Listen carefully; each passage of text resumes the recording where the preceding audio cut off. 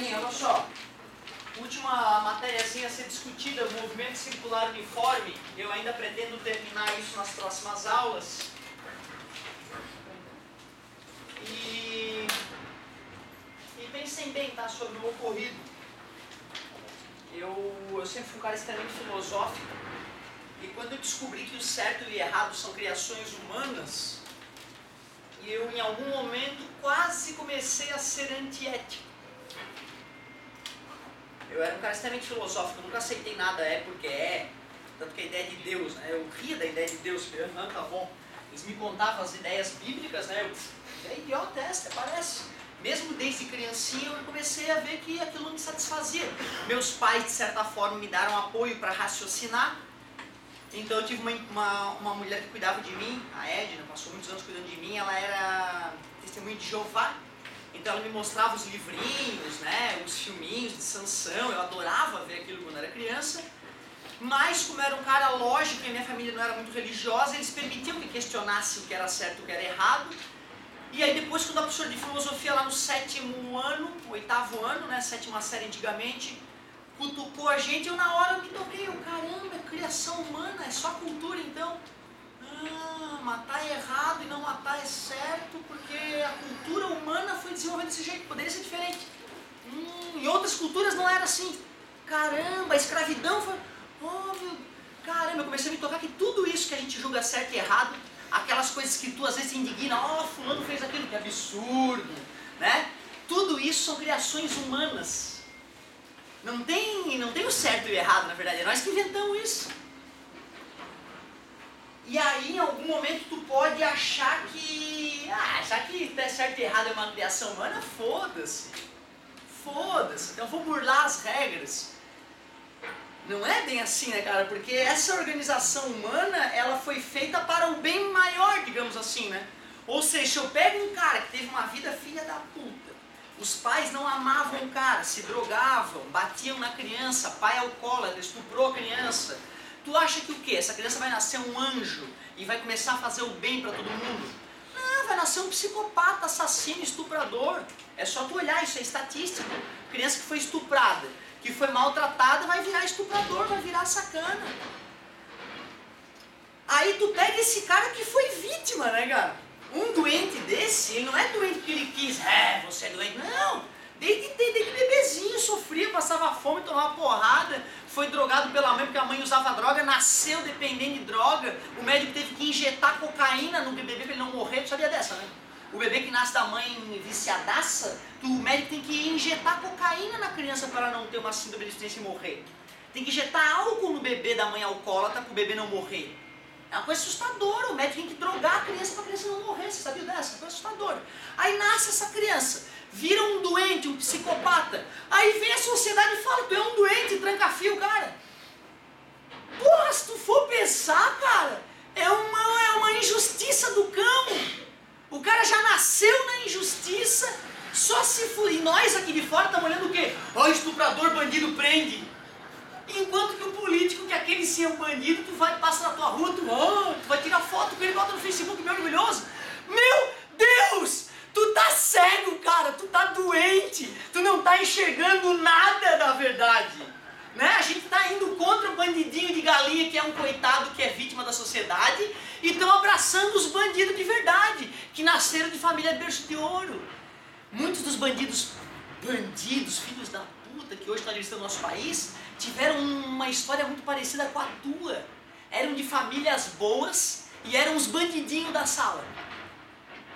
Os bandidinhos, os caras que colavam, os caras que batiam e diziam que não, sabe? Os caras que metiam o dedo e diziam que não, sabe? Os caras que metiam o terror e passeiam batendo nas placas e destruindo o colégio, quebrando, jogando papel molhado no teto, fudendo com os amigos.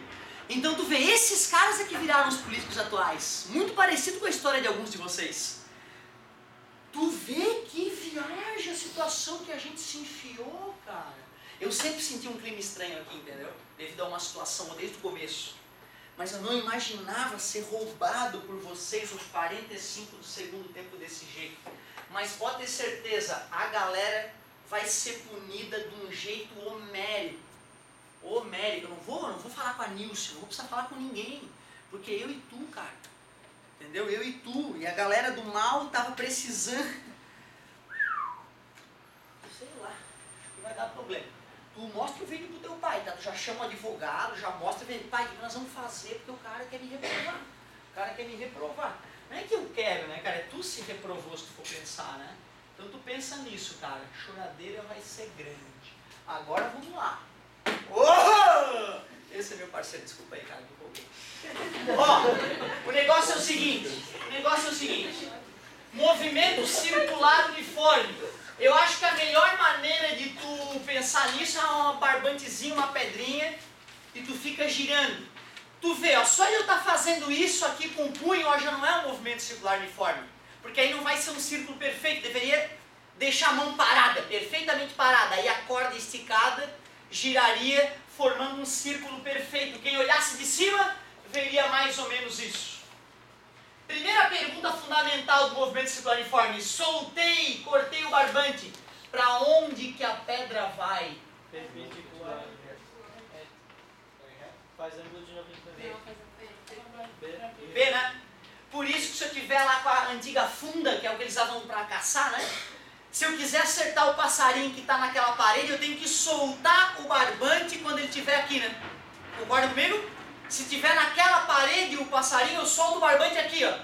Tudo bem para vocês? Isso devido aí, por incrível que pareça, algumas perguntas de vestibular perguntam para onde aponta o vetor velocidade. Então tu sabe que no movimento circular uniforme, o vetor velocidade é sempre tangente à trajetória. Aceitável? Verdadeiro ou falso? No movimento circular uniforme, a velocidade é constante. A velocidade é a aceleração. É falso, porque está acelerando. Ó, cuidado, em movimento circular uniforme não pode ser assim, ó. Cada vez mais rápido. E também não pode ser assim, ó. Cada vez mais devagar. Movimento circular uniforme, a cadência tem que ser a mesma sempre. E agora eu vou perguntar de novo. A velocidade no movimento circular uniforme é constante? Sim. Velocidade é uma grandeza V. Tá vendo esse meu braço aqui? Ele representa. Não é porque eu sou retardado que eu tô com o braço esticado.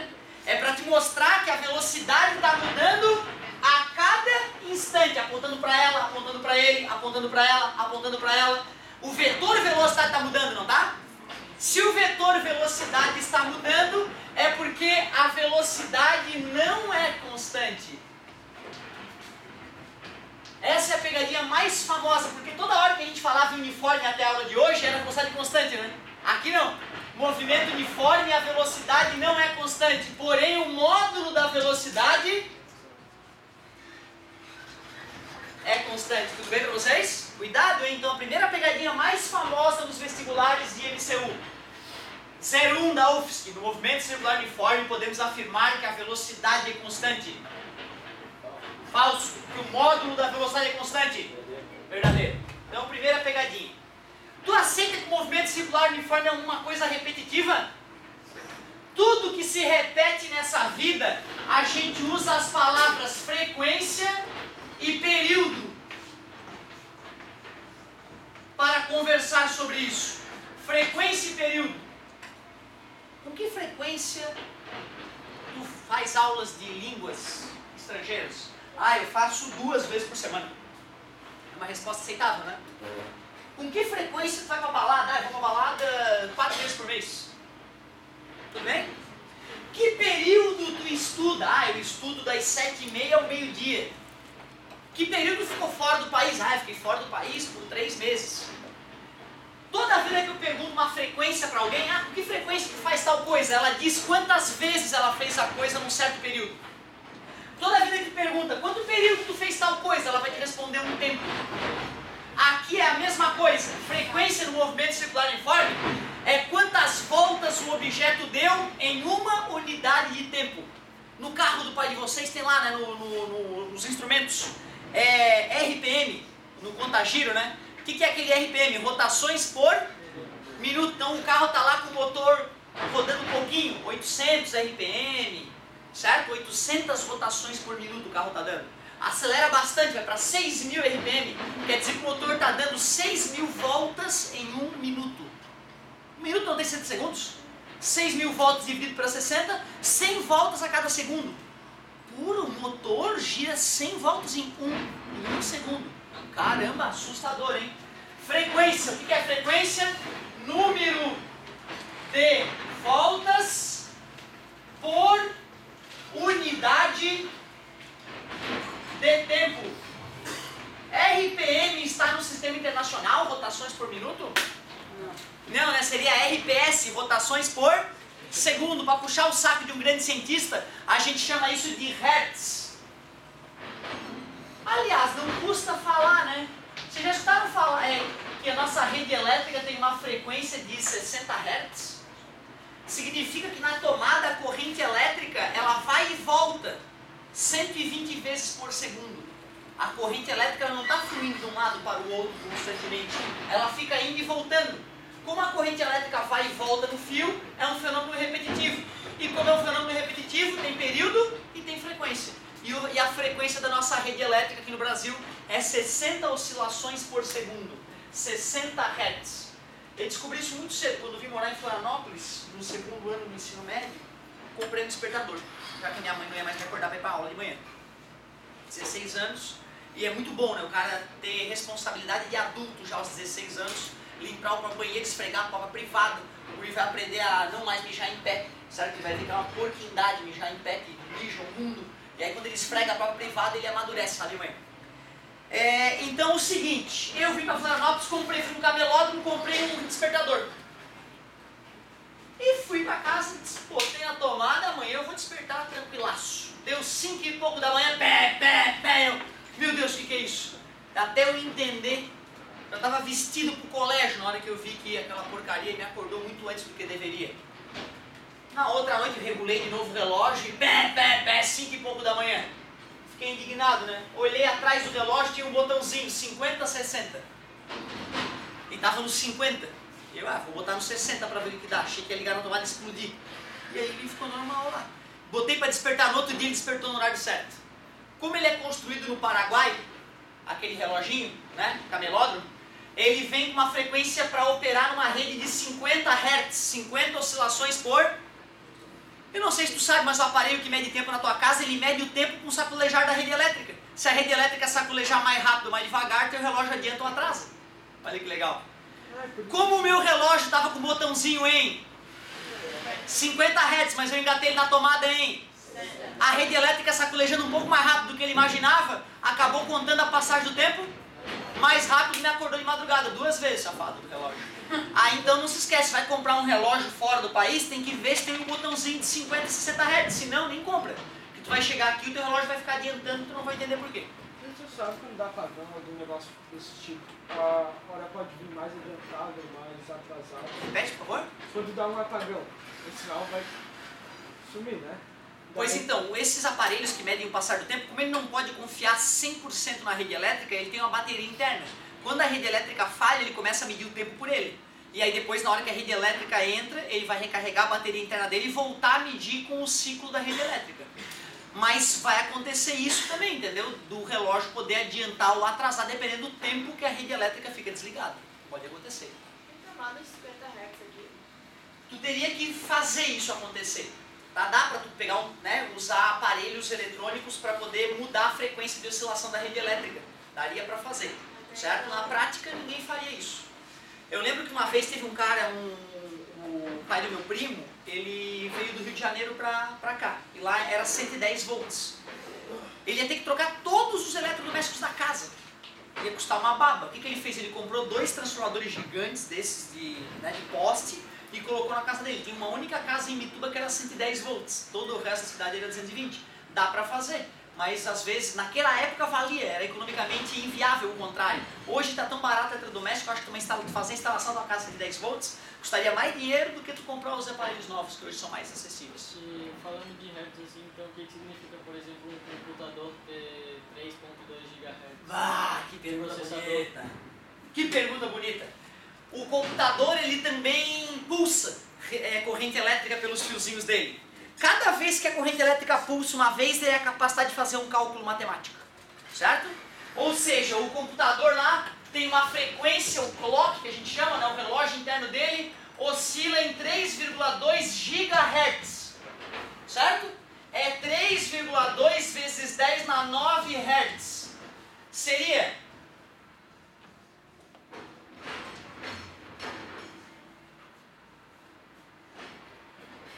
Hertz, que nós podemos traduzir como 3 bilhões 200 milhões de cálculos matemáticos por segundo. Teu computador consegue fazer 3 bilhões e 200 milhões de operações matemáticas enquanto tu fala 1. É por isso que um dia as máquinas vão dominar o mundo. Porque um computador e um cérebro são coisas muito parecidas. A diferença é que o cérebro é muito mais complexo que os atuais computadores, por isso que nós temos consciência, ou achamos que temos consciência, sei lá. Certo? O computador não, ele é um bicho burro. Mas daqui a pouco a complexidade do sistema do computador ficar tão ninja quanto o nosso cérebro, ele vai ter consciência. Ele vai pensar e vai agir por conta própria. E como ele vai ter consciência, mas opera matematicamente muito mais rápido que os seres humanos, ou nós conectaremos nossa cabeça às máquinas, ou elas dominarão o mundo como a ficção científica finge brincar, né? Mas não é. Na verdade, quando a gente escreve ficção científica, é mais ou menos para o leigo poder começar a raciocinar sobre uma realidade que muito provavelmente vai acontecer. A gente já discutiu isso no começo do ano, lembra? Certo? Então, o que a gente chama de singularidade, né? É quando as máquinas vão começar a ficar mais inteligentes que os seres humanos, e dizem os especialistas que não vai demorar mais que 10 anos para isso acontecer. Certo? Assustador. Fala, moço, tu tinha um comentáriozinho para fazer? Era a mesma coisa? Fala. O GHz, porque esse número ele fica mais em conta, alguma coisa assim? O giga, tu disse? Não, tipo 3,2 GHz. Tipo, aqui sempre são tais números, não são tipo números inteiros, sabe? Ah, não, na verdade isso tem a ver com a arquitetura interna do processador. Então, quando uma empresa fabrica um processador novo, ela vai vender para todo mundo, entendeu? Então tu vai ter lá computador da Itautec, da Positivo, né, até os iMac com o mesmo processador. Como esse processador veio de uma empresa específica, né, e foi produzido em larga escala, então todos os computadores vão ter lá 3.2, 1.9, que é um outro processador daquela marca. E como é que tu seleciona esse clock, né? Para que o processador possa fazer milhões de cálculos por segundo, ele tem que ter vários dispositivos que fazem cálculo. Eles todos operando junto, mais cálculo. Quanto menor for esse dispositivo e maior numerosos forem esses dispositivos, mais contas eu posso fazer. Para que seja menor, eu tenho que deixar o fio cada vez mais fino. Quanto mais fino é o fio, mais esquenta quando a corrente elétrica for passar por ele. Mais o computador vai tender a esquentar. Por isso que computadores mais poderosos têm coolers mais poderosos, para poder resfriar melhor, beleza? Ou seja, atualmente os fios que compõem o circuito de um computador têm 3 átomos de espessura. É um fio fino.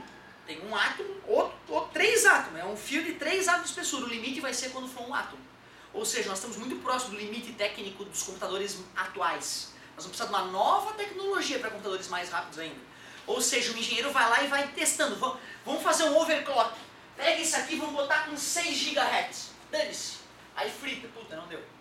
Beleza? Então tem gente que pega esse computador, vai lá no sistema do computador, bota lá overclock 5 GHz e bota um cooler ninja com gelo para circular ar frio ali e conseguir operar em altíssima frequência sem fritar o computador.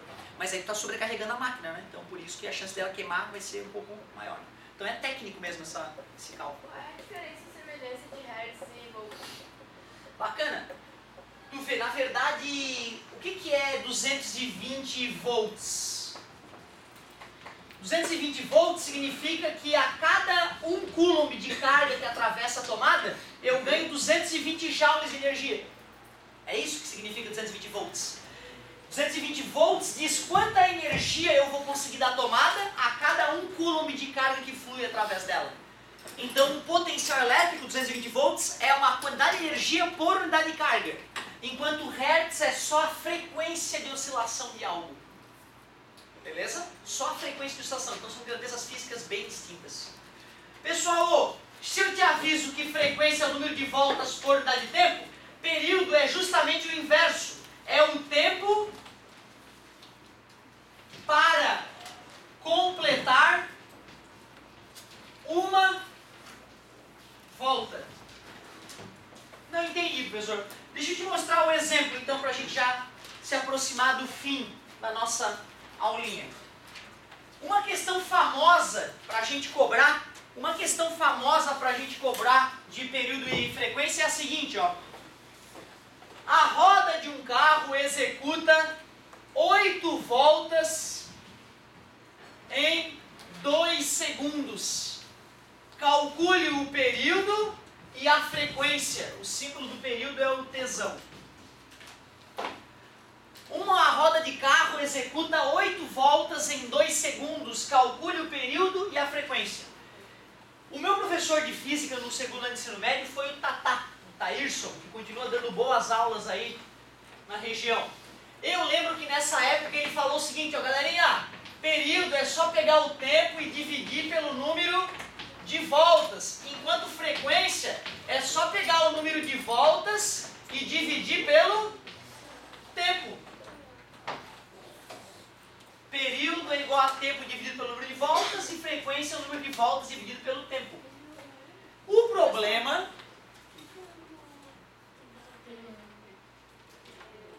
é histórico. Tá? O P, ele também é usado como quantidade de movimento em alguns livros. E vem de quê? P. Né? O Newton usava P para quantidade de movimento. E o T talvez seja para lembrar o aluno que período é um tempo. Talvez por isso, mas é história. E se o cara quiser usar P, não tem problema. É até possível que algum livro ou outro traga P. Eu nunca vi, mas é possível.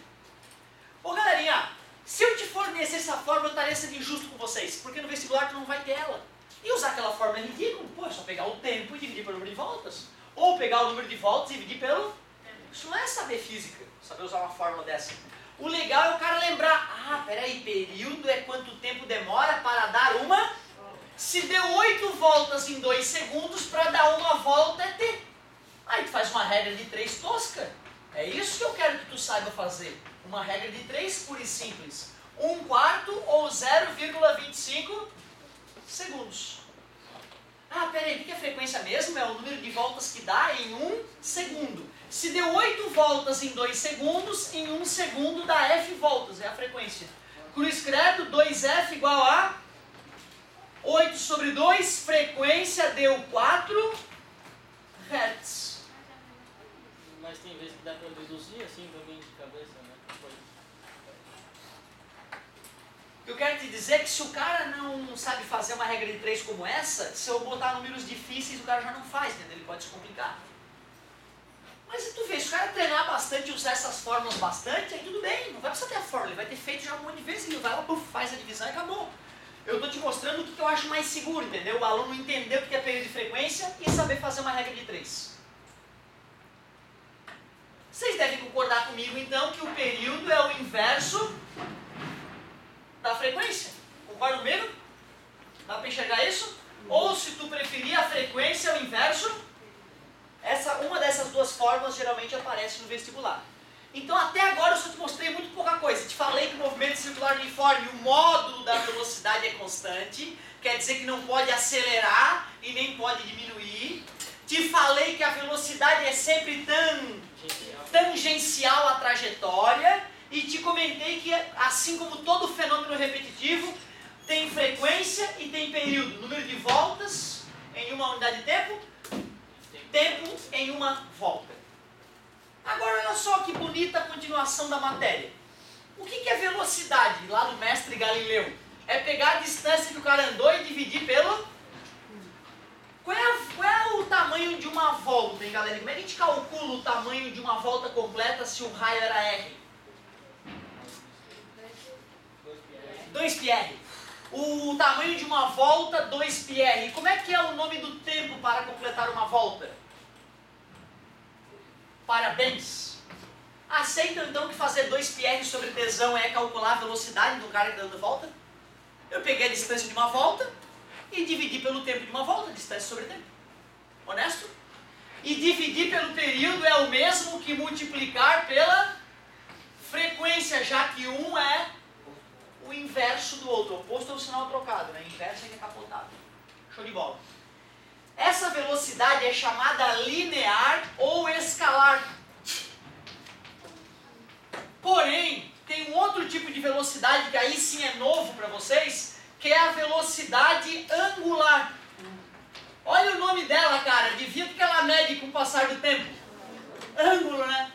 Em vez de distância com o passar do tempo, a velocidade angular, que a gente vai usar esse ômega, minúsculo, né? Uma letra grega, é um Wzinho manco ali, tá vendo? Wzinho com um escurinho no final. Em vez de distância, é o ângulo com o passar do tempo. Definição de velocidade linear, definição de velocidade angular. Mas eu te pergunto, qual é o ângulo de uma volta? Poderia ser 360 graus, tempo para completar uma volta. Tesão, período, obrigado. Isso. Os matemáticos e, portanto, os físicos também preferem um ângulo que não é baseado em chute. É um ângulo honesto, que é em radiano. 2π radiano dividido por tesão. Ou ainda 2π vezes f. Em radianos por segundo, por exemplo. Oh, olha bem para a fórmula da velocidade linear e da velocidade angular. O que uma tem que a outra não tem? O raio, né? Será que dá para achar uma relação matemática, então, entre o V e o ômega? Já que o ômega não tem o R, o que eu deveria fazer com ele para ficar com R? Ômega vezes R. Claro, o ômega vezes o R vai ficar igualzinho ao V, né? Essa é a relação matemática entre velocidade escalar e velocidade angular. Velocidade escalar e velocidade angular. Acho que para a primeira aula de movimento circular-uniforme está de bom tamanho. Eu precisaria de mais uma aula ainda para fazer os exercícios que eu vou te pedir e para finalizar com acoplamento de polias em roldanas. Então anota aí a tua última tarefinha. Isso, começa ali na página 32, aí tu pode dar uma lida nisso. A gente pode fazer na página 34. Na página 34 nós podemos fazer o exercício, os pares só, 2, 4 e 6. Enquanto na página